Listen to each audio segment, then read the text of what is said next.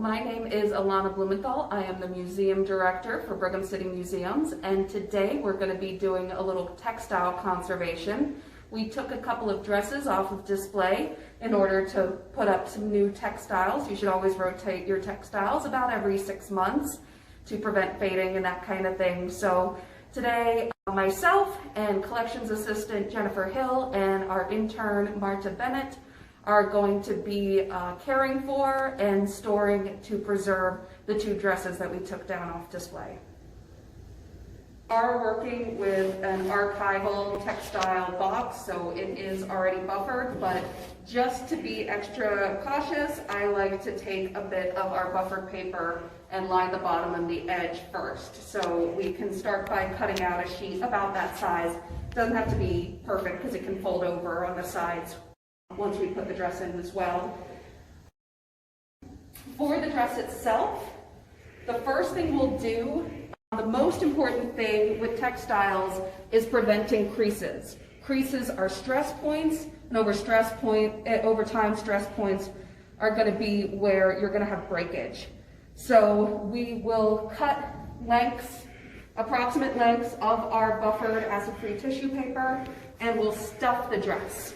So we'll stuff the sleeves.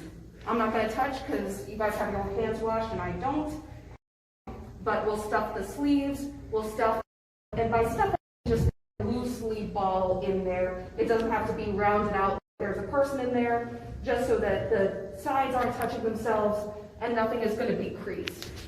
So we'll start by doing that and lining the box. When you guys want to choose what you want to do. And what have we already done with the dress?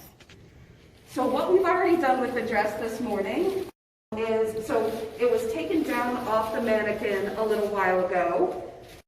It had been on the mannequin for several years, so we did some observation. We observed fading, which is not something that we are able to conserve, but what we did do is we vacuumed it, and I can show our vacuum. Where is our vacuum? Oh, it's getting charged, but it's a standard dust buster vacuum, and what we've done is take just a piece of stocking, like a dollar leg's egg, and attached it on there, and what that does is help prevent the pulling of fibers on the dress to preserve it. Now this is a pretty standard basic cotton dress in good condition from about the 1890s. So we did also iron it as well to help prevent that creasing, like I said, that creates stress points. I can talk about the other dress while they're doing that as well. So the other dress we took down off display is a wedding dress. The wedding was April 8, 1896. This does have on it the accession number sewed into the seams. So we were able to pull the record and find out all kinds of fun information about who got married, where they lived here in Brigham City at about 300 North, 300 West. This one is different because it's velvet and it's got pearl beading. So we did not iron it. We did vacuum it, but we're not going to iron it because that would ruin the velvet. And we'll store it a little bit differently because velvet, although I think this is cotton velvet, some velvet is made from silk. And while I think those aren't real pearls, some of them might be. Those are both animal-based materials. And when you're packing them with tissue, you want to use unbuffered tissue paper as opposed to buffered tissue paper. And that's just a matter of the buffering agent that prevents the leaching of pH balancing things between most, and you especially want it on paper, cotton, that kind of thing. You don't want it on animal-based materials because the protein that does the buffer could interfere with the natural proteins in things like leather, wool, anything, taxidermy if you're working with that kind of collection in natural history. So you want to use unbuffered for that. Everything else you want to use buffered for. So like I said, that one got vacuumed but did not get ironed.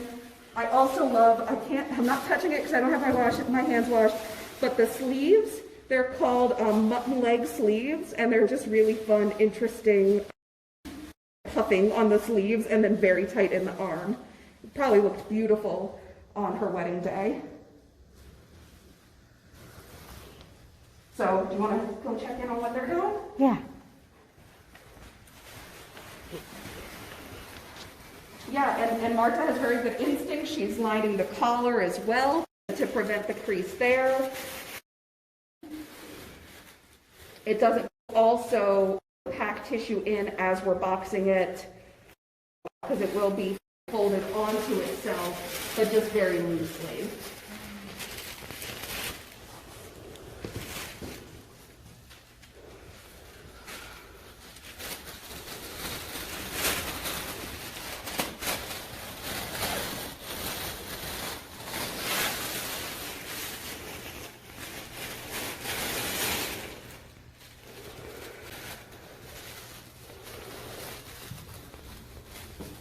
So I think other than just like a nice big ball at the bottom to keep her from being creased on herself, I think we're ready to transfer it to the box.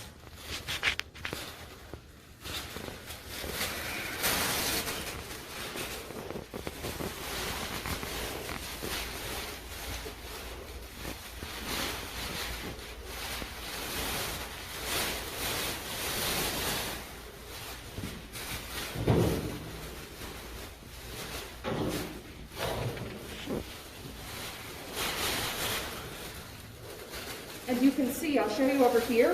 This is what we laid the linen down on top, but this is what we used. You can conserve your own textiles at home with what you have around the house. Like I said, we used a dust buster with a stocking over it.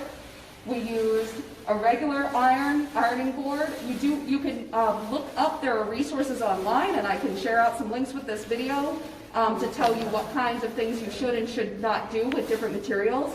But if you have a historic dress from a family member, you can conserve it like this at home for not a lot of money. So reach out if you have any questions. We'd love to help people keep their treasured possessions for future generations. Okay, so now we're just gonna lift her up and set her in the box very nicely. I think what we'll do is put her down skirt first sideways. That's probably going to be the best way to fit her in here. There are longer textile boxes. We may end up transferring her in the future, but this will be plenty to preserve her for now. So just, yeah, she's a little bit bigger than this box, but anytime you're going to fold it over, just lay a sheet of that buffered acid-free tissue paper in it, and you should be golden.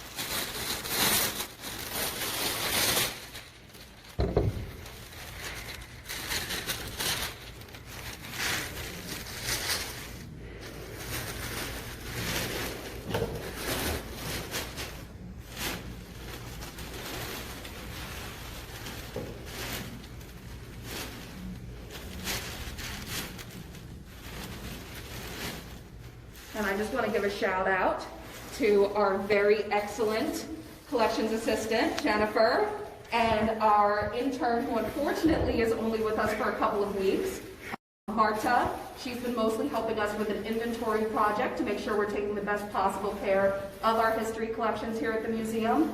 But we took the day today to do this little textile conservation workshop for all of us.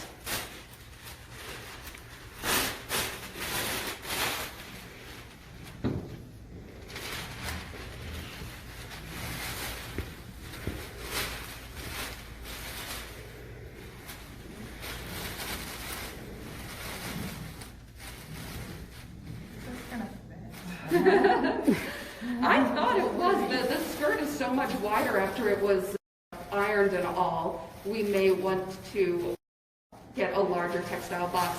And they come in every size. They come small enough to just hold a pair of gloves, and they come large enough to hold that whole dress stretched out. It would still probably have to be folded over on itself at the skirt, but for the length of the dress. So this is what we had, and this is what I thought would fit, but you can always order different sizes. There are multiple different places that will sell it. Gaylord Archival is one of my go-tos if you want something to preserve, say, your own wedding dress. I'm gonna go get a bigger box. It's a deal. This is gonna need a bigger box. That it's just cheaper.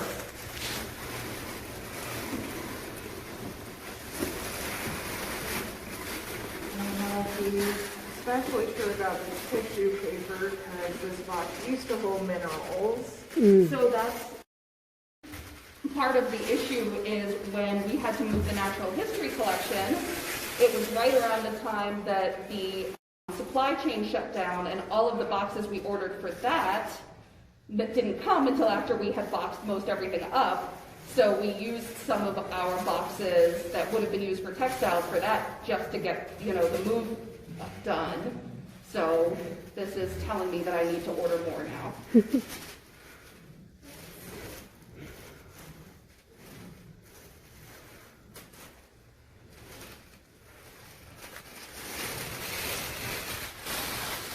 And then we could have still used one of those. I've stored plenty of textiles in that kind of box. This is just bigger than I think I realized. It's this.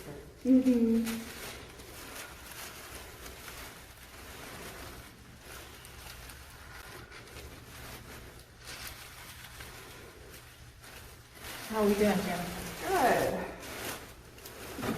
I don't know how to get all those creases out of that skirt. Any thoughts?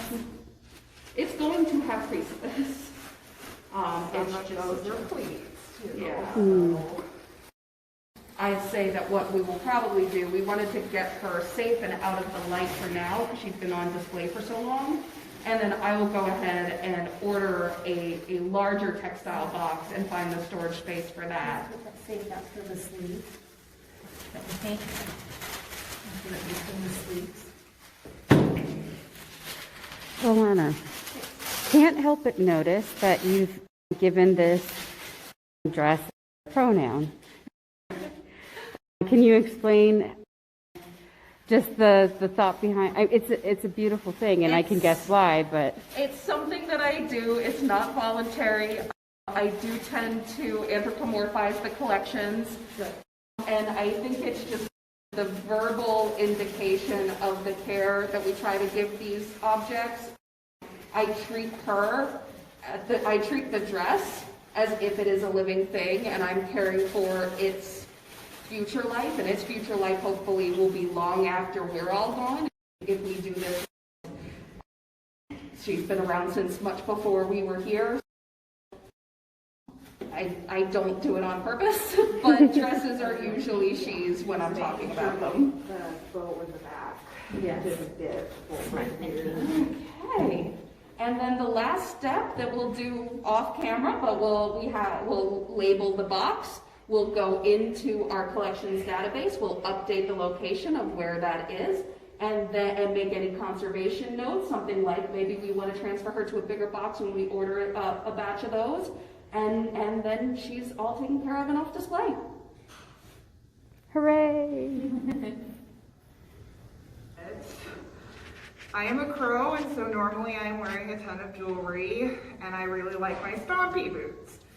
If you notice, I have socks on and no jewelry because jewelry can tangle on the clothing and rip out little pieces. So to take care of the object, we have both removed our jewelry, and she has nice normal boots, so she didn't remove her shoes, but my stompy boots would have ruined anything if I had accidentally stepped on it, so they were removed too.